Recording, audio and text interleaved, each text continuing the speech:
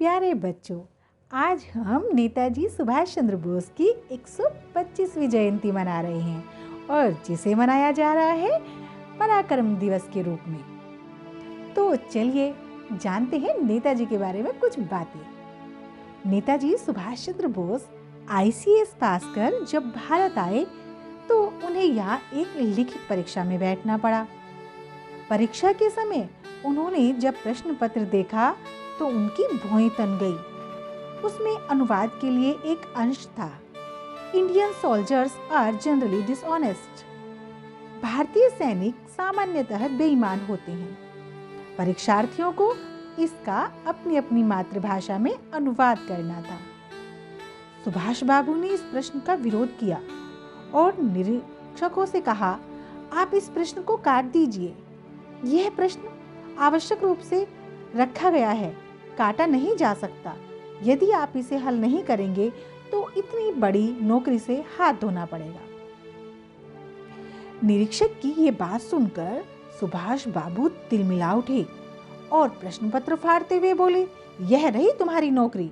अपनी मातृभूमि के लोगों पर कलंक सहने से भूखे मरना कहीं ज्यादा बेहतर है। मुझे नहीं चाहिए ऐसी नौकरी। और वह परीक्षा भवन से बाहर आ गए। अपने देश के लिए उन्होंने उस नौकरी को भी स्वीकार नहीं किया। एक और घटना उनके जीवन की है। एक बार नेताजी से एक महाशय ने पूछा, नेताजी आप विवाह क्यों नहीं कर लेते? कब तक आप अविवाहित बैठे रहेंगे? नेताजी ने जवाब दिया, विवाह तो मैं अभी कर लूं, लेकिन कोई मुझे मेरा मनचाहा दहेज दे तब ना। तब वह व्यक्ति बोला, आपके साथ तो कोई भी अपनी बेटी की शादी करने के लिए तैयार हो जाएगा और जितना दहेज चाहिए उतना मिल भी जाएगा। नेताजी ने कहा, मुझे तो दहेज में अपने देश की आजादी चाहिए। बोलो कौन देगा मुझे आजादी? और यह सब सुनते ही वह महाशय नतमस्तक हो गए। तो ऐसे थे सुभाष चंद्र बोस। और एक बार तो रंगून की घटना है। नेताजी ने आजाद हिंद फौज में भर्ती होने के लिए लोगों को आह्वान किया। नेताजी ने एक मंच से जनता को संबोधित करते हुए कहा, दोस्तों, आजादी बलिदान चाहती है। तुम मुझे खून दो, मैं तुम्हें आजादी दूंगा। भीड़ चिल्ला उठी, नेताजी आपके एक इशारे पर हम अपना तन मन भारत माँ के चरणों में निछावर कर देंगे।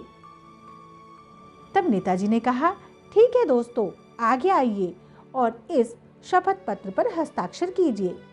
भीड़ में आपाधापी मच गई। हर एक शपथ पत्र पर पहले हस्ताक्षर कर नेताजी की नजरों में चढ़ना चाहता था। इससे पहले कि भीड़ में से कोई आगे बढ़कर शपथ पत्र पर अपने हस्ताक्षर करता, नेताजी की आवाज गूंजी, ठहरो, तुम मुझे खून से हस्ताक्षर करके दो।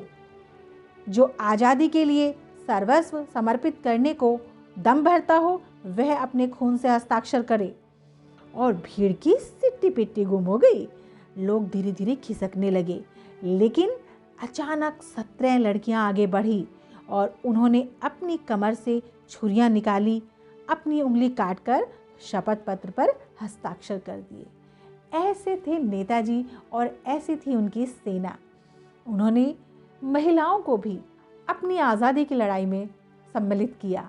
देश प्रेम का जो भाव नेताजी के भीतर था वह हम सब के लिए प्रेरणा का स्रोत है। हम हमेशा उन्हें याद करते रहेंगे। तो प्यारे बच्चों, आप सुन रहे थे नेताजी की कहानी। जय हिंद, जय भारत।